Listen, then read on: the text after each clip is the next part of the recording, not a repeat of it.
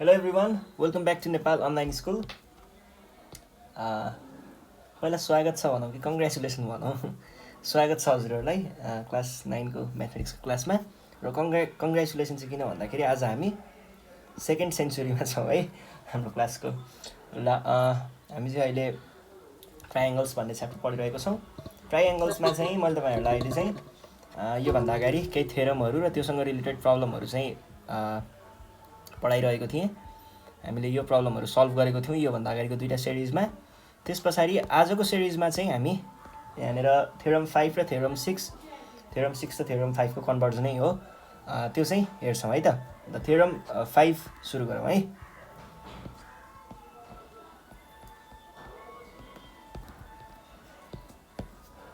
यसको स्टेटमेन्ट चाहिँ के छ भन्दाखेरि the bisector of the vertical angle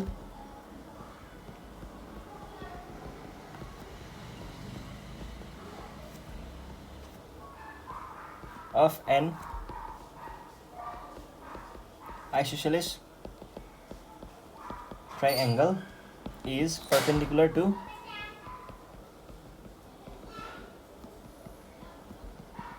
the base and bisects the base भनेर भन्छ। अहिले केही पनि एकदम सजिलो कुरा हो, त्यो हेर्दा बित्तिकै थाहा हुने कुरा हो हुन त होइन, थ्योरम भनेर पढिराख्नु पर्ने कुरा होइन जस्तो लाग्छ मलाई। निकै नै सजिलो छ। ल यसलाई चाहिँ हामी पहिला फिगरबाट बुझ्छौँ है। मानिलिउँ यो हाम्रो कुनै एउटा आइसोसेलेस ट्रायङ्गल हो। अब यो आइसोसेलेस ट्रायङ्गललाई चाहिँ एउटा बाइसेक्टर भनेको छ। बाइसेक्टर भनेको एङ्गुलर बाइसेक्टर। यहाँनिर के हुन्छ भन्दा यो भनेको हाम्रो बेस एङ्गल हुन्छ। यो दुईवटा साइड इक्वल भएको केसमा यो दुईवटा भनेको बेस एङ्गल, र बेस एङ्गल बाहेकको त्यो थर्ड एङ्गल छ नि, यो एङ्गललाई हामीले भर्टिकल एङ्गल भनेर भन्छौँ है। भर्टिकल एङ्गल यो भयो। भर्टिकल एङ्गलको बाइसेक्टर भन्छ। बाइसेक्टर भनेको यसलाई दुई टुक्रामा बाँड्ने, ठ्याक्कै दुई टुक्रामा बाँड्छ यसले। अनि योले दुई टुक्रामा बाँड्यो। बाँडे पछाडि क्वेसनले भनेअनुसार चाहिँ के छ त, पर्पेन्डिकुलर टु बेस भनेको यो 90 डिग्री हुन्छ देखाऊ भन्छ एउटा कुरा। अर्को कुरा चाहिँ के छ, bisects the base. Bisects the base भनेको चाहिँ यो भाइ र यो भाइ चाहिँ दुईवटा जुडुवा भाइ हो, इक्वल हो भन्छ होइन। ल अब यसलाई चाहिँ हामी प्रुभ गर्छौँ। जस्तै मानिलिउँ यो चाहिँ हाम्रो एबिसी भन्ने एउटा ट्राइएङ्गल छ, आइसोसेलेस ट्रायङ्गल भने सुरु गरौँ है त। सुरु गर्दाखेरि यहाँनिर पहिला सुरुमा गिभन कुराहरू लेख्नु पर्यो। गिभन कुरा के छ त, ABC is an isosceles triangle, जसमा चाहिँ के छ भन्दाखेरि यहाँ ब्र्याकेटमा लेख्न सक्नुहुन्छ AB is equals to AC भनेर लेख्न सक्नुहुन्छ। अनि अर्को कुरा चाहिँ के छ त, यहाँनिर एउटा डी पनि राखौँ। AD is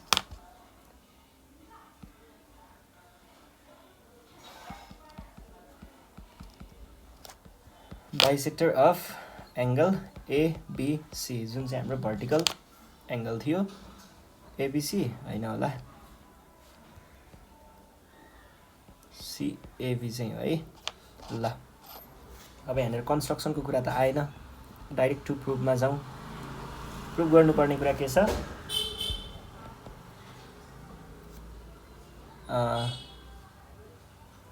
AD is perpendicular to BC, एउटा कुरा यो भयो। र अर्को चाहिँ के छ, अर्को देखाउनु पर्ने बिडी इक्वल्स टु डिसी है। ल प्रुफतिर जाउँ। अब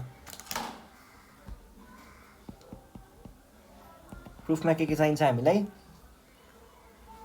दुईवटा कलम भएको एउटा टेबल चाहिन्छ, जसमा फर्स्ट रोमा चाहिँ हामीले के राख्छौँ, स्टेटमेन्ट र रिजन लेख्ने ठाउँ छोड्छौँ।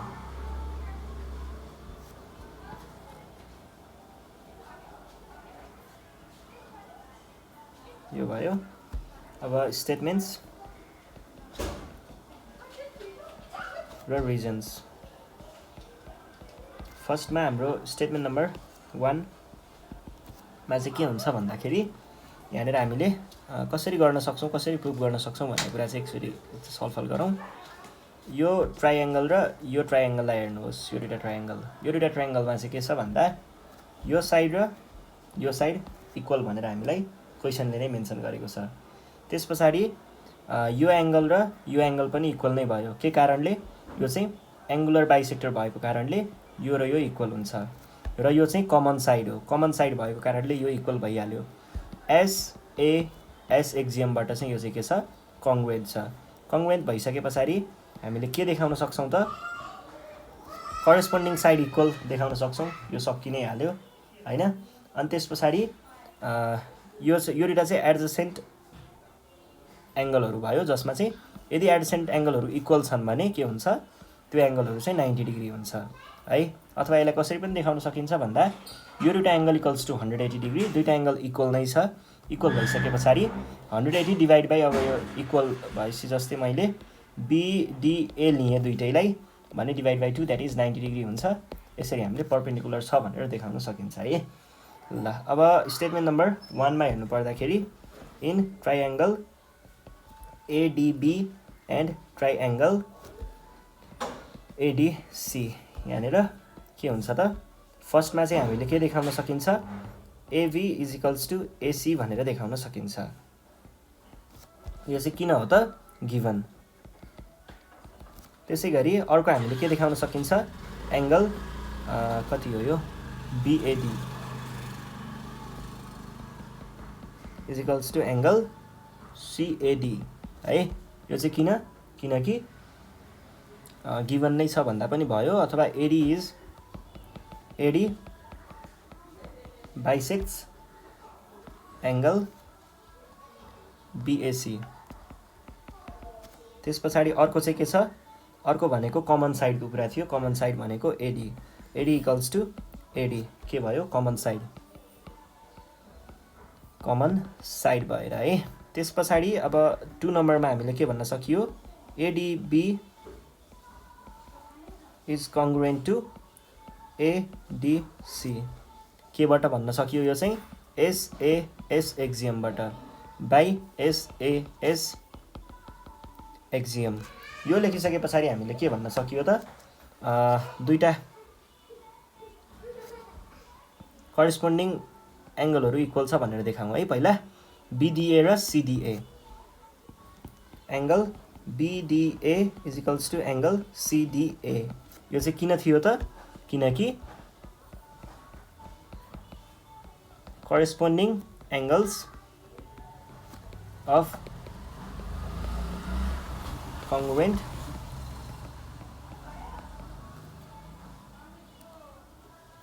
ट्राइएङ्गल्स।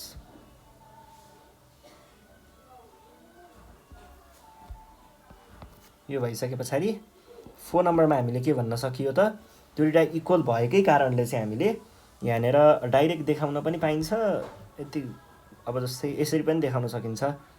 एङ्गल सल्भ गरेर VDA plus angle CDA is equals to 180 degree.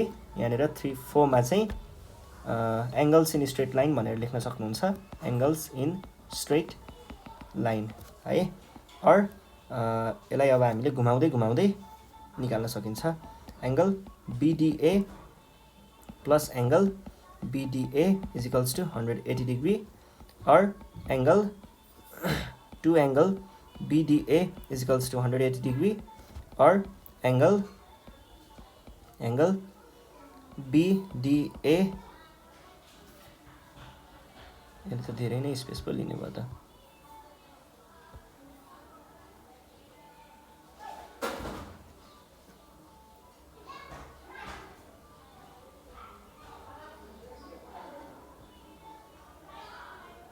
Perfect. ल यहाँ थियौँ होइन हामी। अर यो भनेको 180 डिग्री डिभाइड बाई 2 भनेको 90 डिग्री देखाउन सकिन्छ। यसबाट चाहिँ यो भयो। यसको अल्टरनेटिभ नै देखाउँछु है एकछिनमा। मैले यो देखाउनै खोजेको यो चाहिँ। अर angle CDA is equals to 90 degree भनेर भन्न सकिन्छ। 5 नम्बरमा चाहिँ डाइरेक्ट के लेख्न सकियो त? AD is perpendicular to BC भनेर भन्न सकिन्छ 5 नम्बरमा फ्रम स्टेटमेन्ट 4 है यहाँबाट। अब यसको अल्टरनेटिभ भनेको चाहिँ तपाईहरुले यति कुरा नलेखिकन डाइरेक्ट के पनि लेख्न सक्नुहुन्थ्यो। यो इक्वल देखाइसके पछाडि यो 5 नम्बरमा लेखेको स्टेटमेन्ट डाइरेक्ट माथि नै लेख्न पनि सक्नुहुन्थ्यो, त्यो पनि गर्न पाइन्छ है। त्यस पछाडि यो त भइहाल्यो, परपेन्डिकुलर आयो। अब हामी 6 नम्बरमा चाहिँ देखाउनु पर्ने के थियो त, यो र यो इक्वल देखाउनु पर्ने हैन त, भनेपछि BD equals to DC direct लेख्दा भयो। रिजन के हो, corresponding sides of congruent triangles। सकियो है। ल यहाँनिर प्रुफ लेख्ने अनि तलपट्टि देयरफोर यो त्यो के हुन्छ त्यो कुराहरू चाहिँ आफै लेख्नु होला है। यस पछाडि हामी अब यसको कन्भर्ज, हाम्रो थ्योरम 6 मा यसको कन्भर्ज पढ्नुपर्छ हामीले। थ्योरम 6 यसको कन्भर्ट चाहिँ के छ भन्दाखेरि द लाइन के पो थियो, the line joining the vertex and the mid point of the base of an isosceles triangle is perpendicular to त्यो माथिको भन्छ perpendicular to the base and bisects the vertical angle, bisects the vertical angle है।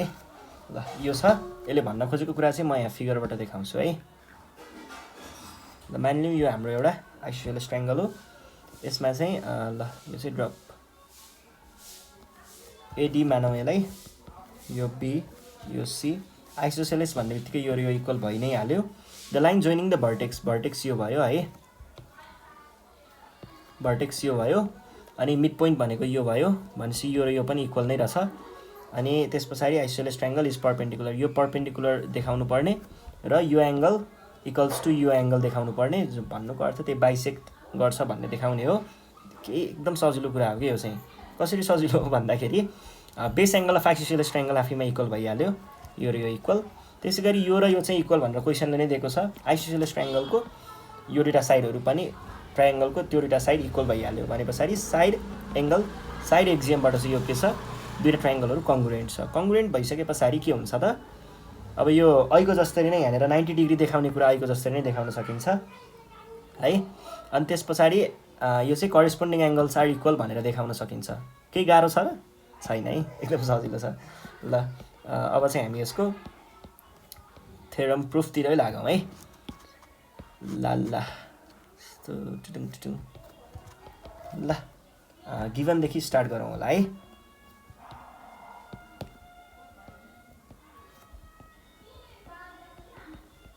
Given के छ त हामीलाई यहाँनिर दिएको, in triangle ABC, triangle ABC लाई हेर्दाखेरि एबी भनेको एसीसँग इक्वल छ एउटा कुरा।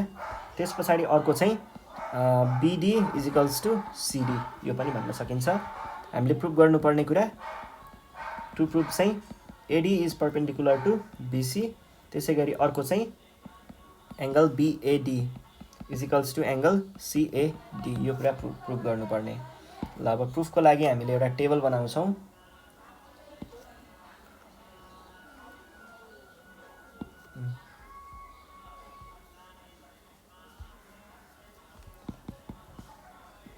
स्टेटमेन्ट र रिजनको लागि यो ठाउँ भर्टिकल लाइन एउटा,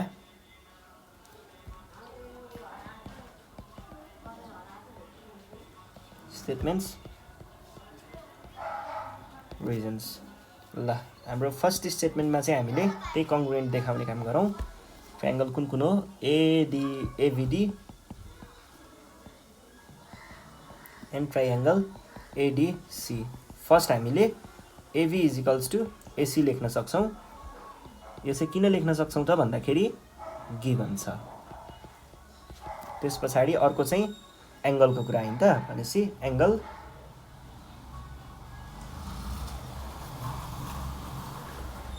ABD is equals to angle ACD. यो चाहिँ किन भयो त, base angles of an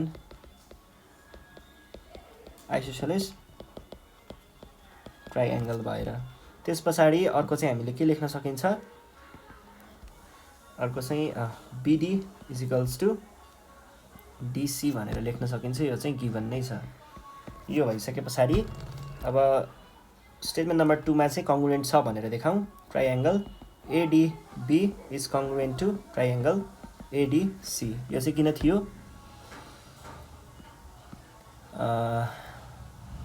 by side angle side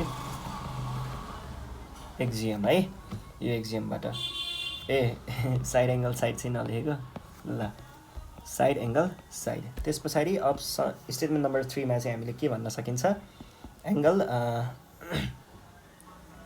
बिडिए होइन बिएडी र DAC, बिएडी is equals to angle सिएडी। यो चाहिँ किन भयो त,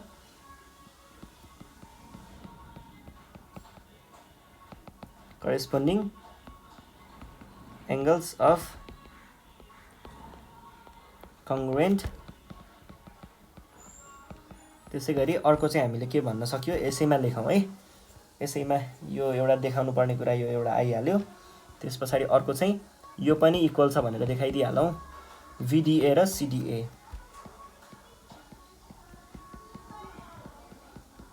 ल यो भयो। अब 4 नम्बर, 4 नम्बरमा चाहिँ हामीले के देखाउन सकिन्छ त, दुईटा भनेको बिडिए इज इक्वल्स प्लस एङ्गल सिडिए भनेको 180 डिग्री हुन्छ भनेर भन्न सकिन्छ। किन हो त, एङ्गल्स इन स्ट्रेट लाइनमा भएर। 5 नम्बरमा के भन्न सकिन्छ, त्यही अहिलेको तरिकाले लेख्दाखेरि अथवा डाइरेक्ट लेख्न पनि पाइन्छ, यो केही त्यस्तो नौलो कुरा भएन, डाइरेक्ट लेखेँ यसमा चाहिँ मैले, यो चाहिँ बिसी भयो। र यसको रिजन चाहिँ के छ त, रिजन भनेको चाहिँ 2 टाइम्स एङ्गल बिडिए भनेको 180 डिग्री एन्ड फ्रम कुन स्टेटमेन्ट, यो र यो इक्वल भएको यहाँबाट देखाउने र सम यहाँबाट देखाउने, भनेपछि 3 र 4 लेख्नु पर्यो, 3 एन्ड 4। यति लेखे पछाडि प्रुभ भनेर लेख्न गाह्रो नहोला। तलपट्टि चाहिँ डियर फोर अथवा थस यो स्टेटमेन्ट लेख्नै सकाइदिने। ल यति नै हो है, यही भयो आजको हाम्रो सेसनमा चाहिँ। अब योभन्दा नेक्स्ट सेसनमा चाहिँ म योसँग रिलेटेड तपाईँहरूलाई प्रब्लमहरू के छ यहाँनिर क्वेसनहरू हेर्छु, अनि त्यस पछाडि त्यसको चाहिँ प्रब्लमहरूको सोल्युसनहरू लिएर आउनेछु। त्यतिखेरसम्मको लागि नेपाल अनलाइन स्कुललाई बिदा दिनु होला। ल थ्याङ्क यू।